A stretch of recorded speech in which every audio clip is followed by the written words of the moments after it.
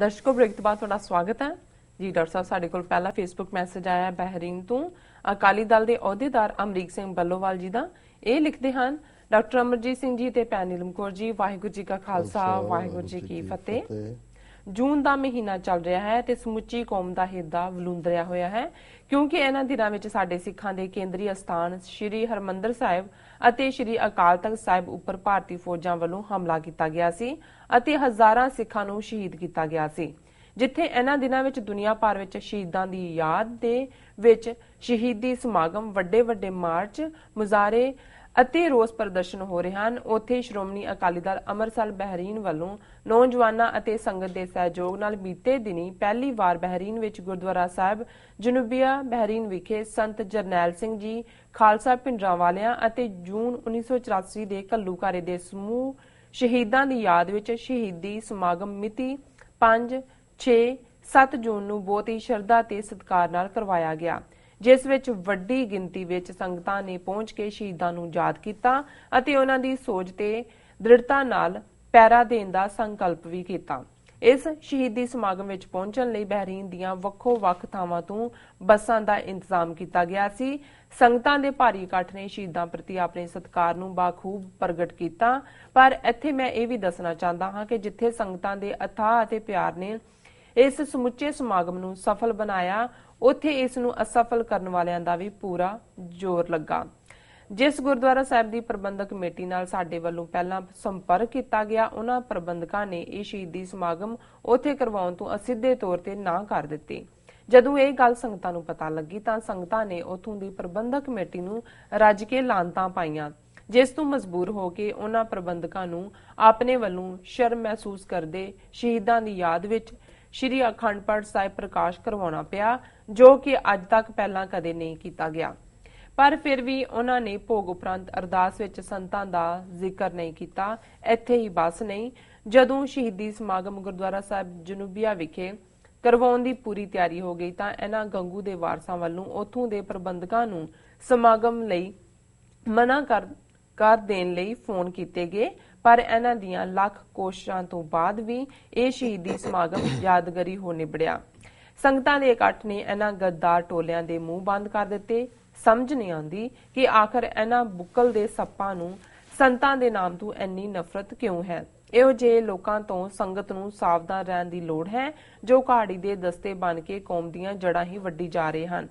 ਇਹ ਲੋਕ ਨਹੀਂ ਚਾਹੁੰਦੇ ਕਿ ਸੰਤਾਂ ਵੱਲੋਂ ਦਿੱਤਾ ਸੱਚ ਦਾ ਹੋਕਾ ਸੰਗਤਾਂ ਦੇ ਕੰਨਾਂ ਤੱਕ ਪਹੁੰਚ ਸਕੇ, ਕਿਉਂਕਿ ਇਸ ਤਰ੍ਹਾਂ ਹੋਣ ਨਾਲ ਉਹਨਾਂ ਦੇ ਚਿਹਰੇ ਬੇਨਕਾਬ ਹੋ ਜਾਣਗੇ। ਮੈਂ ਹੱਥ ਜੋੜ ਕੇ ਸਮੁੱਚੇ ਜਾਗਦੀ ਜ਼ਮੀਰ ਵਾਲੇ ਸਿੱਖਾਂ ਨੂੰ ਬੇਨਤੀ ਕਰਦਾ ਹਾਂ ਕਿ ਸ਼ਹੀਦਾਂ ਦੀ ਯਾਦ ਹਰ ਪਿੰਡ, ਸ਼ਹਿਰ, ਸੂਬੇ ਅਤੇ ਹਰ ਮੁਲਕ ਵਿੱਚ ਮਨਾਈ ਜਾਵੇ, ਤਾਂ ਜੋ ਹਾਕਮ ਧਿਰ ਨੂੰ ਪਤਾ ਲੱਗ ਸਕੇ ਕਿ ਸਿੱਖ ਦੁਨੀਆ ਦੇ ਭਾਵੇਂ ਕਿਸੇ ਵੀ ਕੋਨੇ ਵਿੱਚ ਰਹਿੰਦੇ ਹੋਣ, ਸੰਤਾਂ ਅਤੇ ਸ਼ਹੀਦਾਂ ਦੀ ਯਾਦ ਉਹਨਾਂ ਦੇ ਦਿਲ ਵਿੱਚ ਸਮੋਈ ਹੋਈ ਹੈ, ਜੋ ਕਦੇ ਭੁਲਾਈ ਨਹੀਂ ਜਾ ਸਕਦੀ। ਜੀ ਡਾਕਟਰ ਸਾਹਿਬ। ਵੀਰ ਅਮਰੀਕ ਸਿੰਘ ਬੱਲੋਵਾਲ ਜੀ ਦਾ ਬਹੁਤ ਬਹੁਤ ਸ਼ੁਕਰੀਆ, ਉਹਨਾਂ ਨੇ ਸਾਨੂੰ ਬਹਿਰੀਨ ਤੋਂ ਲਿਖਿਆ ਜੀ।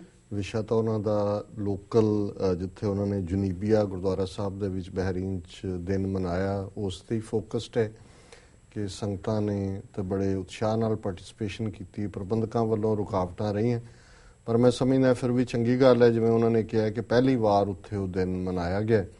ਔਰ ਇਹ ਮੈਂ ਜ਼ਰੂਰ ਕਹਾਂਗਾ ਕਿਉਂਕਿ ਇਸ ਕਿਸਮ ਦੀਆਂ ਹੋਰ ਵੀ ਲਿਖਤਾਂ ਸਾਨੂੰ ਆਉਂਦੀਆਂ ਨੇ, ਖਾਸ ਤੌਰ ਤੇ ਜਦੋਂ ਅਸੀਂ ਮੁਸਲਮਾਨ ਮੁਲਕਾਂ ਦੇ ਵਿੱਚ, ਜਿਵੇਂ ਦੁਬਈ ਦੇ ਵਿੱਚ ਗੁਰਦੁਆਰਾ ਸਾਹਿਬ ਬਣਿਆ ਜਾਂ ਬਹਿਰੀਨ 'ਚ ਵੀ ਗੁਰਦੁਆਰਾ ਸਾਹਿਬ ਹੈ ਜਿੱਥੇ ਦੀਵਾਨ ਹੁੰਦੇ ਨੇ। ਸੋ ਇੱਕ ਗੱਲ ਦਾ ਇਹ ਜ਼ਰੂਰ ਯਤਨ ਕਰਨਾ ਚਾਹੀਦਾ ਹੈ ਕਿ ਸਾਨੂੰ ਆਪਸੀ ਝਗੜੇ, ਲੜਾਈ ਵਾਲੇ ਮਾਹੌਲ ਤੋਂ ਬਚਣਾ ਚਾਹੀਦਾ ਹੈ, ਕਿਉਂਕਿ ਆਲਰੇਡੀ ਉੱਥੇ ਬੜੀ ਮੁਸ਼ਕਲ ਦੇ ਨਾਲ ਗੁਰਦੁਆਰਿਆਂ ਦੀ ਆਗਿਆ ਮਿਲੀ ਹੋਏਗੀ ਤੇ ਇਹ ਨਾ ਲੱਗੇ ਕਿ ਆਪਸੀ ਕਿਸੇ ਵੀ ਖਿੱਚ-ਤੂ ਜਾਂ ਝਗੜਿਆਂ ਦੇ ਵਿੱਚ ਮੁੜ ਕੇ ਗੁਰਦੁਆਰਿਆਂ ਨੂੰ ਲੋਕ ਲੱਗੇ ਹੋਣ। ਜੀ। ਦੂਸਰੀ ਗੱਲ ਮੈਂ ਸਮਝਦਾ ਹਾਂ ਵੀ ਬਹੁਤ ਵਾਰ ਪ੍ਰਬੰਧਕਾਂ ਦਾ ਕਈ ਚੀਜ਼ਾਂ ਤੋਂ ਅਣਜਾਣ ਹੋਣਾ ਵੀ ਕਾਰਨ ਹੁੰਦਾ ਤੇ ਕੁਛ ਜਿਨ੍ਹਾਂ ਦੇ ਲਈ ਮੈਂ ਰਜਿਸਟਰਡ ਬੇਈਮਾਨ ਸ਼ਬਦ ਇਸਤੇਮਾਲ ਕਰਦਾ ਹੁੰਦਾ, ਕਿਉਂਕਿ ਇਸ ਗੱਲ ਦਾ ਧਿਆਨ ਰਹੇ ਕਿ ਏਜੰਸੀਆਂ ਦਾ ਪੂਰਾ ਜ਼ੋਰ ਲੱਗਾ ਹੋਇਆ ਹੈ 31 ਸਾਲ ਤੋਂ ਹੀ ਕਿ ਉਹਨਾਂ ਨੇ ਪਿੰਡਾਂ ਵਾਲਿਆਂ ਨੂੰ ਕਿਸ ਰੰਗ ਦੇ ਵਿੱਚ ਪੇਸ਼ ਕੀਤਾ। ਔਰ ਇਸ ਵਾਰ ਅਜੇ 2 ਦਿਨ ਪਹਿਲਾਂ ਹੀ ਸਾਰੇ ਮੀਡੀਆ 'ਚ ਰਿਪੋਰਟਾਂ ਲੱਗੀਆਂ ਨੇ ਕਿ ਇੰਡੀਅਨ ਇੰਟੈਲੀਜੈਂਸ ਏਜੰਸੀਆਂ ਬਹੁਤ ਜਿਹੜੀਆਂ ਨੇ ਉਹ ਵਰਿਡ ਨੇ ਕਿ ਜਿਵੇਂ 31ਵੀਂ ਐਤਕੀ ਘੱਲੂਘਾਰਾ ਯਾਦ ਦੁਨੀਆ ਭਰ ਚ ਮਨਾਈ, ਯੰਗਸਟਰ ਕਿਵੇਂ ਆਏ, ਅਗਲੀ ਜਨਰੇਸ਼ਨ ਕਿਵੇਂ ਜਿਹੜੀ ਅੱਗੇ ਤੁਰੀ। ਮਤਲਬ ਤੁਸੀਂ ਉਹਨਾਂ ਦਾ ਮਾਈਨਿਊਟਲੀ ਦੇਖੋ। ਜਿਸ ਸੈਨ ਫਰਾਂਸਿਸਕੋ ਫਰੀडम ਮਾਰਚ ਮੈਂ ਗਿਆ ਸੀ, ਉੱਥੇ ਸਾਡੇ ਮਿੱਤਰ ਨੇ ਬਲਵਿੰਦਰਪਾਲ ਸਿੰਘ ਖਾਲਸਾ, ਉਹਨਾਂ ਦੀ ਬੇਟੀ ਹੈ ਪੁਨੀਤ ਕੌਰ ਜੀ, ਤੇ ਉਹਨੇ ਬੜਾ ਜਿਹੜਾ ਪ੍ਰਭਾਵਸ਼ਾਲੀ ਲੈਕਚਰ ਸ਼ੁਰੂ 'ਚ ਹੀ ਦਿੱਤਾ ਕਿ ਵੀ ਖਾਲਿਸਤਾਨ ਤੋਂ ਬਿਨਾਂ ਕੋਈ ਚਾਰਾ ਨਹੀਂ ਹੈ। ਤਾਂ ਮੈਂ ਹਿੰਦੁਸਤਾਨ ਟਾਈਮਜ਼ ਦੀ ਰਿਪੋਰਟ ਦੇਖ ਰਿਹਾ ਸੀ, ਉਹਦੇ 'ਚ ਉਹਦਾ ਨਾਂ ਦੇ ਕੇ ਰਿਪੋਰਟ ਕੀਤਾ ਹੋਇਆ ਹੈ ਕਿ ਜੀ ਇਹ ਵਰਿਡ ਨੇ ਕਿ ਜੇ ਪੁਨੀਤ ਕੌਰ ਵਰਗੇ ਬੱਚੇ ਜਿਹੜੇ ਨੇ ਉੱਥੇ ਤਿਆਰ ਹੋ ਰਹੇ ਨੇ ਜਿਹੜੇ ਕਿ ਕਰਦੇ ਨੇ। ਸੋ ਜ਼ਾਹਰ ਹੈ ਕਿ ਜੇ ਉਹਨਾਂ ਨੂੰ ਇਹ ਲੱਗ ਰਿਹਾ ਹੈ ਕਿ ਬਈ ਇਹ ਇੱਕ ਰਿਵਾਈਵਲ ਵਰ ਗੱਲ ਤੁਰ ਰਹੀ ਹੈ ਔਰ ਯੰਗਰ ਜਨਰੇਸ਼ਨ ਉਹ ਆਪਣਾ ਟਿਲ ਲਾਣਗੇ, ਯਤਨ ਕਰਨਗੇ। ਸੋ ਮੈਂ ਮੁਬਾਰਕਬਾਦ ਦਿੰਦਾ ਅਮਰੀਕ ਸਿੰਘ ਜੀ ਨੂੰ ਕਿ ਵੀ ਉਹ ਸਫਲ ਰਹੇ। ਸਮਾਗਮ ਵੀ ਹੋਇਆ, ਨਾਂ ਲਿਆ ਗਿਆ ਜਾਂ ਨਹੀਂ ਲਿਆ ਗਿਆ, ਇਹ ਤਾਂ ਹੁਣ ਜੇ ਪਹਿਲਾ ਸਟੈਪ ਤੁਸੀਂ ਜਿਹੜਾ ਉਹ ਕੰਪਲੀਟ ਕਰ ਲਿਆ ਜਾਂ ਉਸ ਨੂੰ ਸਕਸੈਸਫੁਲੀ ਤੁਸੀਂ ਸਮਾਗਮ ਕਰਵਾਇਆ, ਸ਼ਹੀਦੀ ਸਮਾਗਮ ਹੋਇਆ, ਸੰਗਤਾਂ ਜੁੜੀਆਂ ਨੇ ਔਰ ਪ੍ਰਬੰਧਕਾਂ ਤੇ ਵੀ ਦਬਾਅ ਬਣੇ। ਸੋ ਇਹ ਗੱਲ ਜਿਵੇਂ ਮੈਂ ਸ਼ੁਰੂ 'ਚ ਬਾਕੀ ਦੇਖੋ ਕੁਝ ਚੀਜ਼ਾਂ ਹਿਸਟਰੀ ਦਾ ਹੁਣ ਸਾਨੂੰ ਇਹ ਗੱਲ ਕਦੇ ਕਹਿਣ 'ਚ ਕੋਈ ਨਾ ਨਹੀਂ ਕਰੇਗਾ, ਹਮੇਸ਼ਾ ਮਾਣ ਅਸੀਂ ਲਵਾਂਗੇ ਜੀ ਕਿ ਸੁੱਖਾ ਸਿੰਘ ਮਤਾਬ ਸਿੰਘ ਨੇ ਬੀਕਾਨੇਰ ਤੋਂ ਆ ਕੇ ਮੱਸਾ ਰੰਗੜ ਦਾ ਸਿਰ ਲਾਇਆ ਜੀ। ਲੇਕਿਨ ਉਸ ਜ਼ਮਾਨੇ 'ਚ ਕਿੰਨੇ ਕੁ ਹੋਣਗੇ ਜਿਹੜੇ ਸੁੱਖਾ ਸਿੰਘ ਮਤਾਬ ਸਿੰਘ ਨੂੰ ਸੈਲੀਬ੍ਰੇਟ, ਉਦੋਂ ਤਾਂ ਉਹ ਲੁਕ ਕੇ ਮੂੰਹ ਵੀ ਨਹੀਂ, ਮੂੰਹ 'ਚੋਂ ਵੀ ਨਹੀਂ ਆਵਾਜ਼ ਨਿਕਲਦੀ ਹੋਣੀ। ਇਸੇ ਤਰ੍ਹਾਂ ਉਹ ਤਾਂ ਚਲੋ 18ਵੀਂ ਸਦੀ ਦੀ ਗੱਲ ਹੈ। ਹੁਣ ਅਸੀਂ ਸ਼ਹੀਦ ਊਧਮ ਸਿੰਘ ਦੀ ਗੱਲ ਕਰਦੇ ਹਾਂ ਜੀ। 21 ਸਾਲ ਬਾਅਦ ਉਹਨੇ ਮਾਈਕਲ ਓਡਵਾਇਰ ਨੂੰ, ਜਿਹਨੇ ਜਲਿਆਂਵਾਲਾ ਬਾਗ ਕਰਵਾਇਆ ਸੀ, ਗਵਰਨਰ ਪੰਜਾਬ ਹੁੰਦੇ ਆ, ਇੰਗਲੈਂਡ ਜਾ ਕੇ ਸੋਧੇ। ਲੇਕਿਨ ਤੁਸੀਂ ਦੇਖ ਲਓ ਉਸ ਵੇਲੇ ਦਾ ਹਾਲ, ਈਵਨ ਗਾਂਧੀ ਨੇ ਕਿਹਾ ਸੀ ਕਿ it's an act of a mad man, ਇੱਕ ਪਾਗਲ ਬੰਦੇ ਦਾ ਕੰਮ ਹੈ। ਕਿੰਨੇ ਕੁ ਲੋਕ ਜਿਹੜੇ ਨੇ ਅੰਗਰੇਜ਼ੀ ਰਾਜ ਦੇ ਵੇਲੇ ਊਧਮ ਸਿੰਘ ਨੂੰ ਇੱਕ ਨਾਇਕ ਜਾਂ ਹੀਰੋ ਦੇ ਤੌਰ ਤੇ ਮੰਨਦੇ ਹੋਣਗੇ। ਸੋ ਇਹ ਕੁਦਰਤੀ ਹੈ। ਜਦੋਂ ਅਸੀਂ ਅਸੀਂ ਆਜ਼ਾਦੀ ਦੇ ਲਈ ਜੂਝ ਰਹੇ ਹਾਂ, ਸੰਤ ਪਿੰਡਰਾਂ ਵਾਲੇ ਨਾਇਕ ਨੇ ਸਾਡੇ 20ਵੀਂ ਸਦੀ ਦੇ। ਸੋ ਜ਼ਾਹਰ ਹੈ ਹਾਕਮ ਜਮਾਤ ਤਾਂ ਉਹਨਾਂ ਨੂੰ ਨੈਗੇਟ ਕਰੇਗੀ ਜਿਹੜੇ ਉਹਨਾਂ ਦੇ ਵਿੱਚ ਬੈਠੇ ਦੁਮ ਛੱਲੇ ਨੇ ਜਾਂ ਜਿਹੜੇ ਕੁਝ ਡਰਦੇ ਮਾਰੇ, ਕੁਝ ਅਗਿਆਨਤਾ ਵਸ। ਸੋ ਮੈਂ ਸਮਝਦਾ ਹਾਂ ਵੀ ਸਾਡੇ ਇਸ ਮਾਮਲੇ ਦੇ ਵਿੱਚ ਸਾਨੂੰ ਕੰਸਿਸਟੈਂਟਲੀ ਔਰ ਵੈਰੀ ਪੋਲਾਈਟਲੀ ਔਰ ਬੜੇ ਠਰਮੇ ਦੇ ਨਾਲ ਆਪਣੇ ਉਹਨਾਂ ਵੀਰਾਂ ਭੈਣਾਂ ਨੂੰ ਜਿਹੜੇ ਅਗਿਆਨਤਾ ਵਸ ਕਈ ਵਾਰ ਵਿਰੋਧ ਕਰਦੇ ਨੇ ਉਹਨਾਂ ਦੇ ਨਾਲ ਡੀਲ ਕਰਨਾ ਚਾਹੀਦਾ।